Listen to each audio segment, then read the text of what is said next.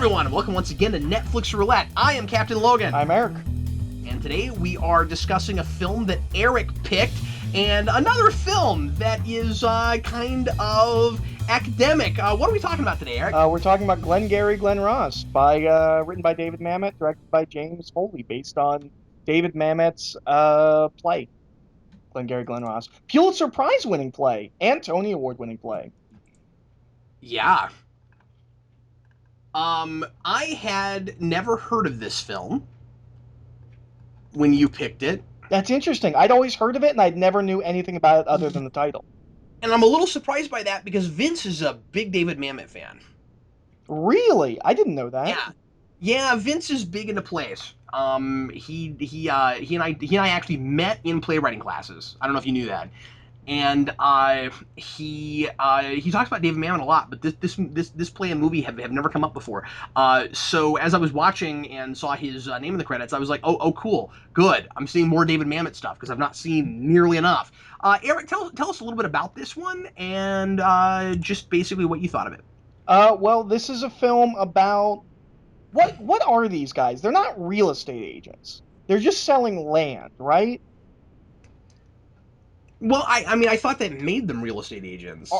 Okay. Well, not okay. I've always thought of real estate agents as people that like show you around the house. Yeah, they're different. I guess they're real estate agents that are just selling plots of land. Yeah, they're salesmen, but they're selling land.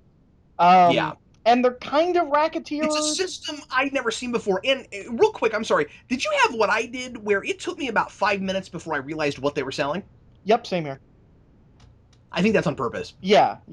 But they're not doing anything illegal, but they're kind of traditional salesmen where they're working these people over. They don't care about the people. They will say whatever they want, whatever they need to get these people to buy what they're selling. Yeah, they go right up to the line of breaking the law. Yeah. I mean, there's points where they literally go to these people's houses. And so basically what happens is we see them all at the I think the end of shift. I don't know why Alec Baldwin shows up at the end of shift, but he does. Yeah, I wondered about that too. And I also kept thinking that it felt way later at night than it apparently was. Yeah. But like all the way through that opening act, before it's the next day, there's all of this talk about people going out to eat and going to different places, and it kept feeling like it was like midnight already, but apparently it wasn't. It's weird that Alec Baldwin sent in from, I guess, their parent company to give this really inspirational speech right before they go home. Like, don't you start the day with that? But whatever. Well, in fact, less inspirational than intimidating. Yeah. Because the whole speech, in case you haven't seen the film, the whole speech is there are four of you. There's four big real estate agents, and the top two will be getting prizes. A car and a set of steak knives. And then the other two will be fired. I thought it was just the last one would be fired. Oh, was it just the last one? Yeah, I think the third one gets nothing, and the last one gets fired. Oh, that's right. And then the last one gets. I couldn't remember. So then we have a couple of different scenes. The main one being Ed Harris is talking to someone else that works there. Yeah. And Al Pacino's there too, and he's kind of wheeling and dealing a client. And Ed Harris is talking about how the only reason, because I guess they have to give like 50% of their sales to the company, and the only reason that the company gets anything is because they have the leads. They know the good people to call and haggle with to get property.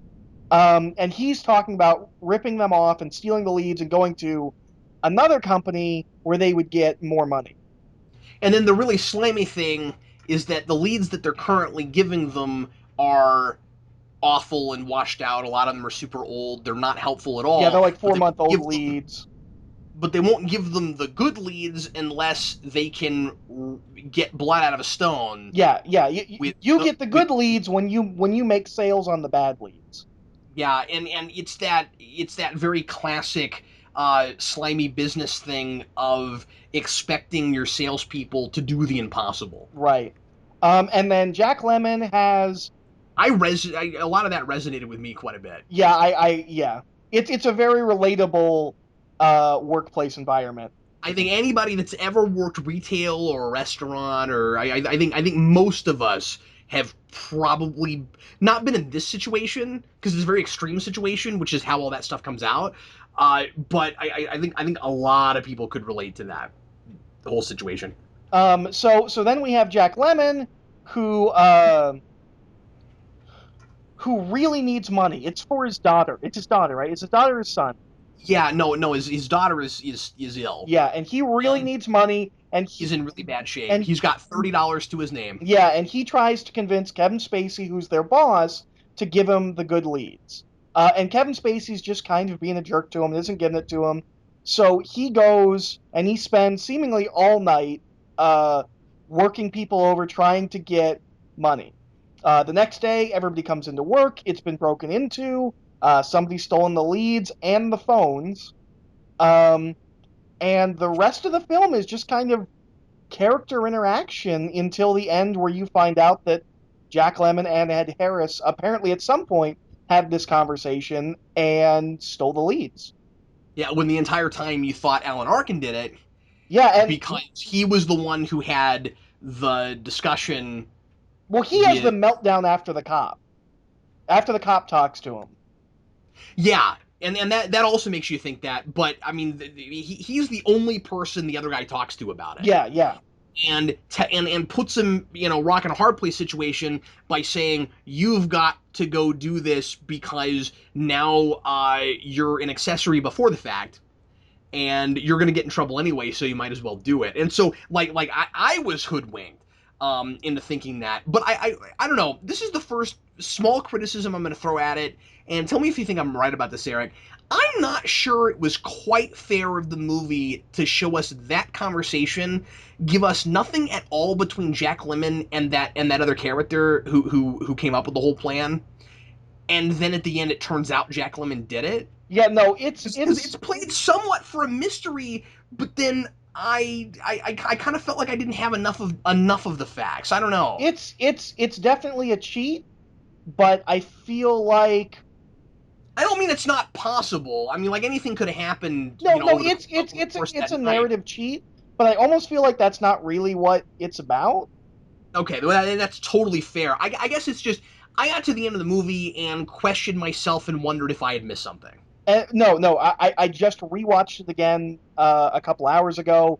It's not really set up at all, or it's not set up at all. It's just kind of a twist. And I think one of the things that's done also to throw you off the wagon on it is that Jack Lemmon comes in the morning and he's made that big deal. Well, and we also see him that night going to people's houses and calling people. Yeah, and he's desperate. And then kind of at the end of the film, we get the whole big thing with the boss, where we find out, yeah, the boss does not like Jack Lemmon and is intentionally giving him crappy leads. Yeah. I thought one of the things I really liked with Jack Lemmon there toward the end was even having him play up how great he was for getting that deal that ultimately was going to fall through because those people that he made the deal with were crazy. And even though he was the one that stole the leads and all of that, I thought that Mamet did a really good job of making him sympathetic toward the beginning, so that when I got to the end, I felt like he was a whole person, and I still felt kind of bad for him. Well, I feel really bad for him at the end, where he's just trying to explain to Al Pacino that he did it, and Al Pacino is just too busy. And that really sends the whole point home right there at the end, right? Oh yeah. That this place has turned these people into cold, heartless monsters. Yep. And maybe monster is too strong of a word, because obviously there's still a bit of humanity in each of them. I thought that Mamet did an incredibly good job of giving us a really good kind of gambit of characters, of each of these handles the situation in a very different kind of way. Each of them have are very different people and have become, turned into different people because of this place that they work at. They could have very easily been interchangeable, and I thought that was one of the really interesting things about it, was that, you've got Alan Arkin, who's kind of the yes man and can't really make any decisions by himself, and or at least doesn't have any ideas. I mean, I guess he finally makes the decision to not go rob the place, but also I don't know that he would have had the gumption to do it anyway, Right. because of the kind of character that he was. And then, you've got Al Pacino is like really kind of ruthless. And then Jack Lemmon is kind of, I thought he was kind of the middle of the road guy, where like he does appreciate people and wishes he could treat them like customers and not like objects. Right. But then he's got a daughter at home, and this is the only job he can get, or the only job he has, and he doesn't And know he's where been else to doing go. just this for seemingly his entire life. Yeah. So what's he gonna do? So it's like he's morally compromised, but I think he's aware of that.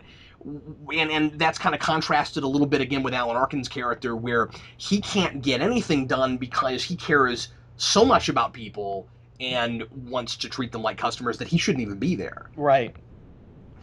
And then Kevin Spacey is the face of the company. Well, first of all, I want to say I think what's really interesting is all of these people are kind of slimy, sleazy, salesmen, and Kevin Spacey is the jerk boss. I like all of them, and I don't know how much of that is the performance and how much of that is the writing, but Kevin Spacey. I mean, if the film has an antagonist, it's kind of Kevin Spacey, and I still like you can still kind of see in him like he's kind of just doing his job and he's being a little bit of a jerk, but he's in over his head and he knows he shouldn't really be there. Yeah, you're absolutely right. I mean, of all of them, he's probably like the coldest. But then wouldn't you have to be in that job? So like if you hate him, it's because he chose to be there in the first place. I mean, like when toward the beginning, when he is at first refusing to take Jack Lemmon's bribe, and by the way, I like that that's bookended. He tries to bribe him again at the end.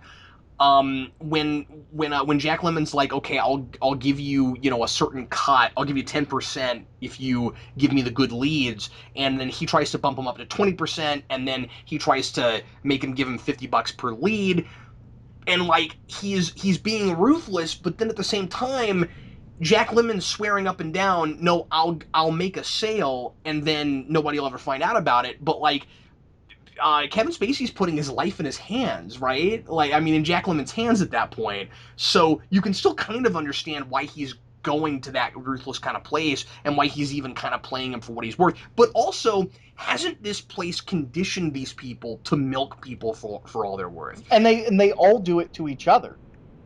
To some extent, with the exception of Alan Arkin. Yeah, yeah. Who's probably He's has the the most least nasty. personality of all of the characters. Yeah, and yet he is the one who's like most guilty about doing the sorts of things they do to people. Yeah. And I was gonna. This is a really young Kevin Spacey, Yeah. and this is the first time I've ever seen him in a role where he's not immediately and always in control. Like he has a really distinct persona in everything else he's ever been in, even in Usual Suspects, where like the whole thing is, he's a cripple and all of that. He's still the center of attention and draws people in. This is the most normal person I've ever seen him play. And yet he's still really calculating, which is a big thing that he tends to do in a lot of roles. I mean, I saw a lot of the House of Cards thing in this, I have not yet watched House of Cards. especially once I got to the end, because he does a lot of that in that show, where he's really good at biding his time and pretending that he's doing what you want, Right. and then he turns it on you. And I mean, it wasn't exactly that in this, but he is an opportunist.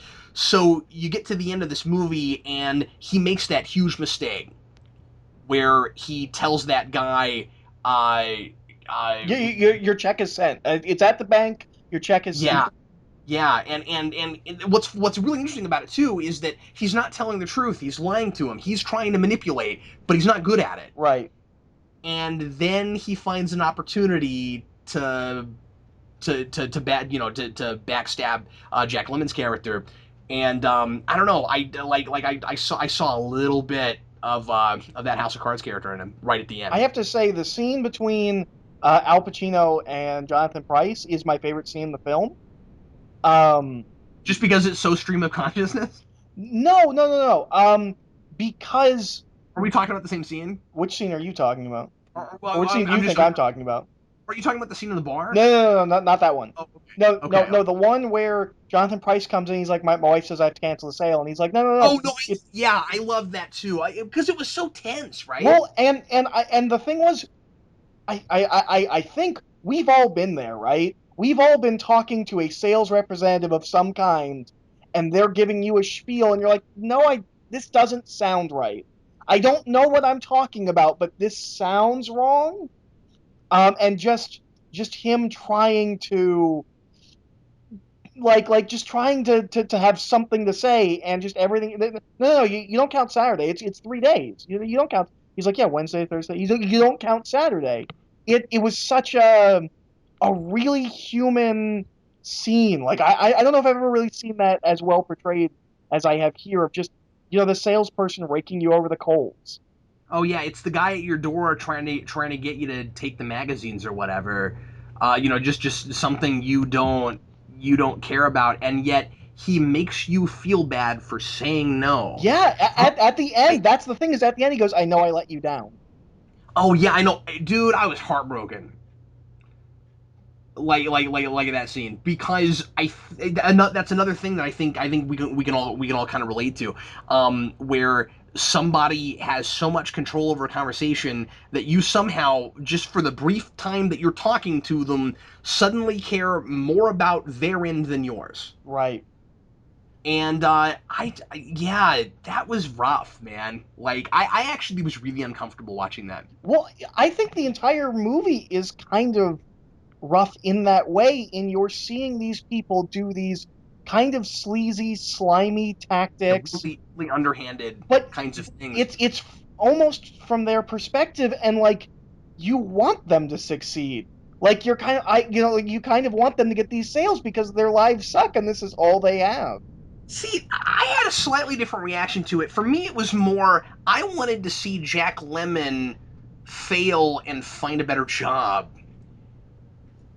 See, I didn't think his character would do that, so I just wanted him to get the sales to.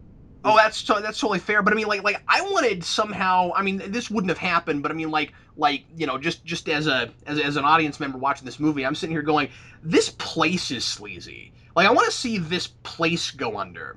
Like the people that work there, it's not their fault exactly, but like I don't like that this is an institution the way that it is. I really enjoyed all of the discussion about how it really is a better model to look at your customers as customers and to find a place where a compromise where you're both winning out, and that whole thing about you find a customer that you keep selling to for several years instead of milking them for all they're worth now and they never come back to you. Yeah, Ed Harris has that line about you don't sell someone one car over 5 years, you sell somebody 5 cars over 15 years. Yeah, and then like everybody wins. Yeah. And how many corporations have we all seen that operate like this? Oh yeah, absolutely. And that you'll go work for, and they'll give you this philosophy and tell you this is how it is and there's no other way to think about it. And this idea that like people walk into a store and they don't know what they want, so you have to like try to get every penny out of their pockets or something. But well, and I don't know anything about the sales world or anything like that. Um, but I get the impression that you could kind of remake this movie now and give them all cell phones, and it would still be pretty much as viable now. Like nothing about this feels like, oh well, we don't do that anymore. I mean, they have this discussion where they talk about about what a great idea cold calling was and how great it was they came up with that. And I was just like, it never occurred to me, like, well, somebody came up with cold calling. Someone thought of the idea, what if we just call everyone? What if we just pick a random name in the phone book and try to sell them stuff? One of the things that I think is really effective about this movie is repetition. It's also one of the things that I think could easily annoy some people. Like I don't know that a movie like this has to have quite as much profanity as it does. Right. And this movie is notorious for its number of f bombs, but then Mamet is, I think, kind of notorious for that anyway. And this was a situation where I was like, no, this is how these people would talk. Yeah, well, you know what it is because that's how they talk to everyone, Yeah, including there's a point where Jack Lemmon's yelling at Kevin Spacey, and I was like, I have never worked anywhere where I could talk to my boss like that and it's okay. It's like it's such a high stress job, yeah, but I exactly. also Everyone's think so high strung all the time that's how they talk. It's turned them into that. but I also think it really works for this piece because they turn it off when they're talking to the customers. It Yeah, really shows you this is what these people are like and this is how they pretend to be. that's a great point. Yeah, it gives us the difference between the reality and the fake, right? Yeah. But the repetition that I really appreciated was the sheer number of times that we're kind of beat over the head with the word lead. Yeah. And I think that word ultimately ends up being incredibly important because of the distinction between what a lead is and what an actual customer is. You know, if you look at like the police world, a lead is someone that knows something about a crime and you need them for the duration that they can tell you what it is they know, and then you don't need them anymore. Right. And Similarly in the journalism world. yeah, and I thought that this was all about the approach, and that if they simply would like allow themselves to be less detached, and I guess I mean the company at large, because this is the company's like mo, this is how they operate. Like you can't do it any other way because they don't have like normal advertising or whatever to like try to bring customers in. You just have to go out and find people just based on their leads. And so just calling it that, doing it in that way, immediately separates them from their customers and makes them have to look at their customers as a means to an end. Right. And anyway, so I thought that word was ultimately really important. Yeah, well, when I first started watching it, I had no idea what that even meant. They just kept saying leads, leads. You've got the good leads. We've got the Glengarry leads. Um, like it's not a term I've ever heard before. Maybe it's just because I'm so unfamiliar with this kind of work. Yeah. Um, but I don't even fully really know what the leads are. I mean, I guess I get that they're new blood, right? They're people they're ready to be sold things that have money, but I don't know how the company got them, like what. Yeah, I didn't know that either, and and actually, I kind of liked that that it was ambiguous about that, They're kind of like because a it vague made it MacGuffin. seem, well, it made it seem shadier Yeah. because you don't know where they got them. And one of the things that like Jack Lemmon's character would constantly say when he would call people would be something along the lines of, "You expressed interest in this." Yeah. And I always wondered if there was ever any truth to that or not, because there was not a lot of truth in much of what he said. Well, I guess something we didn't mention is every time we see someone talking to a customer, they always lie about who they are. They're always the Yeah. vice president. They're always, just in town for the week. So they're not even honestly representing themselves or what they're doing. No, not at all. And most of the time, they're pretending like they're not trying to sell anything. Yeah, yeah. It's just Most I of the time, have it's this just like, great. you want a sweepstakes or something. Yeah, yeah, exactly.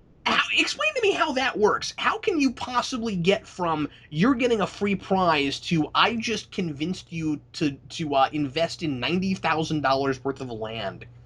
Well, I know recently around here they had a thing where it was like, enter your name in this drawing and you might win a free cruise.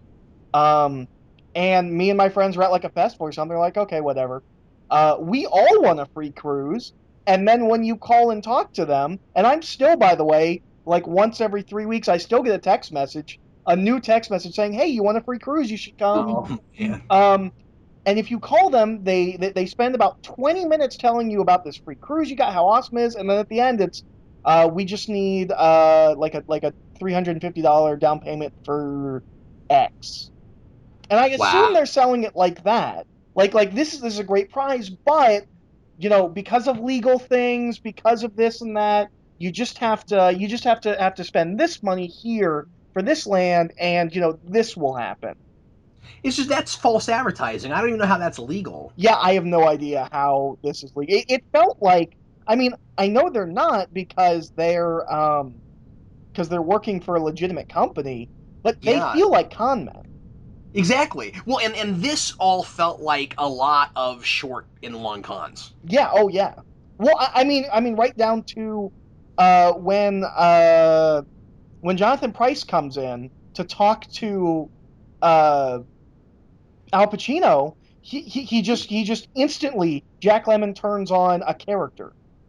Like, they're so well rehearsed and good at this. All Al Pacino had to say is like, you're so and so, and then they're just able to have a completely nonsense conversation. Yeah, I thought that was fantastic. Oh, it's great. But it's what con men Although do. we'll say this, I thought it was strange that, and maybe I saw this wrong, and I only watched it once, just last night. You've seen it a couple times, so tell me if I'm wrong about this. I thought that Jack Lemmon's character got called away, and then it should have become clear to Jonathan Price that now he worked there. Yeah, I didn't catch that the first time, but I caught it the second time. I wondered about that because It's then Jonathan Price, like I was ready for him to be like, okay, now wait a minute. and I think there is a moment where he has a look in his eyes when Jack Lemmon goes in the office with the cop, where Yeah, like he realizes he's being duped. but then he still allows the thing to keep going, and he still feels Well, bad. what happens right after that is the no, your check is at the bank. It's Right. so that doesn't really get a chance to play out. And then, but yeah, you're right. He still feels bad. But you'd wonder why he would believe anything they would say after that, Well, you know what I think was really and funny? why he would feel so bad as he's standing there being conned. Like, yeah, go ahead. Um, in that scene is playing into like the long con. Al Pacino already has a date book filled out full of places he's going to be. And we know Yeah, he's not going to be in any of those places. He's going to be in this office making phone calls. And he's so well prepared for this. He's like, look, I'm in Vegas on this day. I'm in Washington on this day. Um, that like all of these people are just, and they get under people's skin. I mean, you don't see a lot of it, but like Jack Lemmon like makes it seem like he's like pouring his heart out to these people. yeah. Um, and then the second he gets a sale, he comes in and he doesn't care about them at all. He regales the story like it's championship basketball game. That's a really good point. Yeah, they're all treating each other in some ways the same way they treat the customers, right? They do whatever they think they need to do to get what they want, and they'll backstab anybody and turn around on anybody. And that's, I mean, it's really sad. You're kind of seeing just kind of animals in nature fighting for food. I think this is something we haven't mentioned yet. I think it's important that there's not a woman in this movie.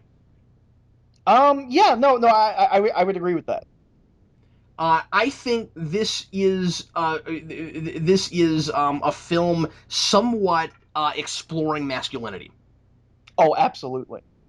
I think it's definitely that kind of film, and I think it would have undercut that if they had like the token Well, lady and character. anytime a woman's I don't think that. mentioned, it's really like passive aggressive, and like Yeah. downplaying their role. Like when Jonathan Pryce comes in, he's like, look, I know that's why you married your wife because she's smart and she thinks about these things, but you know how women are, They're objectified, and it's subtle, but I don't know that it would work so well if we actually had women in the film. and they all seem to be single as well. I also thought it was really interesting that Jonathan Pryce is getting. Like, I kind of wonder, if we were to really kind of look deep into that facet of it, what Mamet is saying about gender roles and about what what men are in our society, or at least in 1984 or whenever he wrote it. Right. Um, because Jonathan Pryce is completely subjugated to his wife. Oh yeah, absolutely. He has no opinion of his own at all. He can't. Yeah, he can't make a decision. She called and she said, my wife said I can't make the sale. He never says like we agreed upon or I don't feel like this is right, and I think that's why he feels like even after he's clearly being duped, he says I know I let you down. Is he feels like it's not his decision? It's Yeah, his wife. Um, I guess we should mention because we haven't mentioned him because he's not actually important to the film. Alec Baldwin shows up for a scene and just gives this great monologue that I think is all done in one shot. Is that right? I think so. Yeah, That was written specifically for this film to fill time, and I guess put more. I mean, I've never seen the play. I wonder if in the play there is not a like as much of a guillotine hanging over them that one of them's going to get fired, and or one of them's going to get a car or whatever. They're just. I would assume in the play they're just salesmen. Um, I think that works really well though, because it makes so much sense that that's the night the leads get stolen. oh yeah, absolutely. Like I would be really surprised if that wasn't there in any form at all in the play, because it makes, because I mean, like, it's a really good contrivance for why it's got to be now. Yeah. Well, I just know that Alec Baldwin's whole scene. That's the only one I know specifically that was added for the film. Um, from what I understand, this is the play script with added scenes to make it a longer runtime because it's a And two-act play. he has the greasiest hair I've ever seen. He's great. He's great. Yeah. Did you feel like there were places, even for a play, because you got to look at it as a play. I mean, the pacing is different Right. naturally. And you and I, as you said, this is kind of our spiritual successor pick for The Odd Couple. Odd Couple.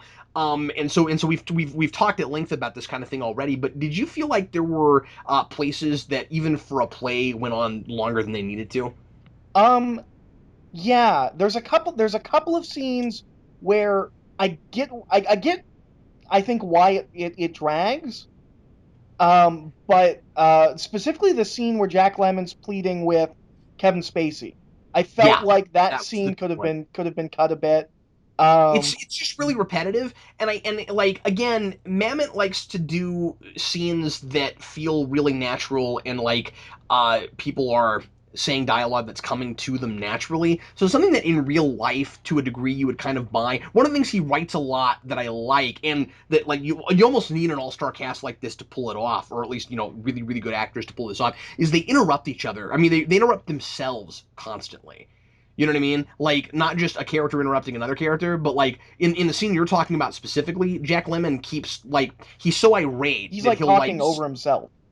he'll start a thing, and then he'll start another thing, and then he'll start another thing. But yeah, it got redundant enough that I was like, I wonder if this was stretched for time. It felt like a 60-minute story that was stretched to 100 minutes. And I don't feel that a lot in this movie, especially. Well, yeah, and I guess when I say that, I'm saying you could cut 40 minutes out. I guess it's just having seen it, I kind of like as I'm watching it, I only have that feeling two or three times. But after seeing it, I'm like, I kind of feel like you could do this in an hour. Well, I mean, it was done in an hour, so. Um, but I feel like once they come back and the leads are stolen, I think the rest of the film from that point is seamless. I think it Oh whizzes yes, yeah. by. It's still like an hour of movie left, and it just goes like lightning. I agree with that. Yeah, the and I think the beginning has a little bit of, you don't really know what's going on. I understood the first half of the movie a lot more coming back to it, or watching it the second time, because it's all, business talk. And the first time when I first watched it, I didn't get that Jonathan Pryce was a client. I just assumed he was part of, because they're all there at that restaurant together, Oh, and then yeah. obviously later I figured it out. But in just initially watching it, I'm like, oh yeah, they're just talking. Yeah, there is a lot of that. I don't know. I, f- I'm gonna for a second I'm gonna compare this to Odd Couple, and of course they're apples and oranges because this isn't a comedy. But Odd Couple was a thing that I was really glad I got to see on film. I felt like it was a play that really translated well, and like for the physical comedy and stuff, ought to be on screen. I love these actors playing these roles, but this is a thing I really want to see on stage. I Like also want to see I this on stage. I'm not saying I mean I'm not saying it's I didn't enjoy it. I really liked it. But like Odd Couple, I've seen now, and I feel like I could go through the rest of my life never seeing it on stage. This I really want to see on stage now. Well, and this is something I thought about this too. I would be interested in seeing multiple productions of this, because I feel like the characters are defined enough by the writing, but they're also vague enough that anybody could come in and do a really different take on each character. Yeah, And I don't think this movie is so big. I mean, it was kind of a box office flop. I know it's well regarded and is kind of a cult classic, but I don't feel like it's so big that if I went to any production, whoever plays Al Pacino's character would just be doing Al Pacino. oh no, I certainly not. And I mean, obviously, it was a really popular play in the playhouse circuit that Right. years and years before this came out, before the film came out. So I mean, like this was all very established before these people got a hold of them. Well, and something I want to just kind of offhandedly mention that's not exactly about the movie is, I know Bendis has always said that he's a huge Mamet fan, Oh and I've really? seen a couple of things by Mamet, specifically like the Untouchables. I was like, I don't really get what he's talking about. I get it with this. Like Bendis writes like this. He likes to do that, stumbling over yourself, starting and stopping, just That's, long conversations.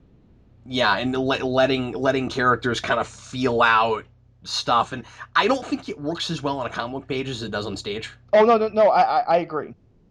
And I mean, like that. I think it's a. I've always thought with Bendis, it's kind of cool that he takes that risk. It doesn't always work. I think he's good at I think it when it when works, it's it the right really thing. works. Yeah, and when it doesn't, you kind of wish he would cut some things down. Yeah, you're like, well, I got nothing this issue. Um, but I, Yeah, he can do. He can take 2 pages of story and stretch it to 22 pages. but I mean, at the end of the day, I really enjoyed this movie. And it's the kind of movie that I would feel like I would watch once and be like, I don't need to see that again. Maybe in a year or two I'll watch it again. But I watched it twice in about 2 weeks, and I really enjoyed it the second time. I think it's a really enjoyable film, and I can't even really explain why. Like, it's just a bunch of salesmen kind of being salesmen. Um, and I wouldn't classify this as a character piece. It's kind of a closed room character drama, but Yeah, most certainly. it's almost not even like, we don't get anywhere. We get at That's interesting. well, at the end with Al Pacino, everything is kind of driven home that none of these people actually care about each other. Uh, Well, I think what it's a study of is that sort of business. I mean, I think the study is what that does to it's people. kind of the dehumanization of Yeah, people in nobody that kind of wins. work. Yeah. At the end of the day, nobody wins. Of course, as I've said before, my favorite closed room drama, also based on a play, is 12 Angry Men. I feel like you could retitle this film to half a dozen angry men that are mad about a totally different thing. A different group of angry men. That's right, but only half a dozen of them, and they're mad about a totally different thing. No relation. Yeah, yeah, no relation. Well, anyway, well, Eric, I liked it a lot too. Oh, that's good. Before we started, you said you didn't know if you had anything to say, so I was worried you didn't like it. No, I liked it. I just, as I sometimes do, I was like, I'm not sure what I'm going to say about this movie, but I did. I was glad that I saw it. Next time on Netflix Roulette, we're going to do something entirely different. We have done three pretty intellectual films, academic sorts of things, and I thought let's go to the other end of the spectrum and do something that is not that. This is a movie that I did not see in the theater. I didn't really have much interest in it. I've been told by some people it's sort of fun, and I'm still morbidly curious. So for next time, I was kind of surprised this was even on Netflix. For next time, we're going to go to the return of Arnold Schwarzenegger's return film, and we're going to watch The Last Stand. Man, I was so excited for this in theaters. I saw the trailer and I was like, I'm going to that, and I didn't have money that month. Oh, so you just didn't go? No, but all my friends went and saw it, and they told me it was really fun, so I'm excited to watch it. I thought it looked formulaic and horrible. Oh, I thought it looked like so much fun. Now I'm morbidly curious after you said that, so I picked it based on Eric's friends' recommendations. Anyway, thanks as always, everybody, for listening to Netflix Roulette. We certainly hope you enjoyed it, and we will see you again, hopefully, next week. I'm Captain Logan. I'm Eric. And we'll see you next time. I always want, like, a spinning sound at the end, like a click, click, click, click, click, click, click. Oh, I thought you meant like the Batman, like... No. And we'll spin the wheel of roulette one more time. Don't put it on 00.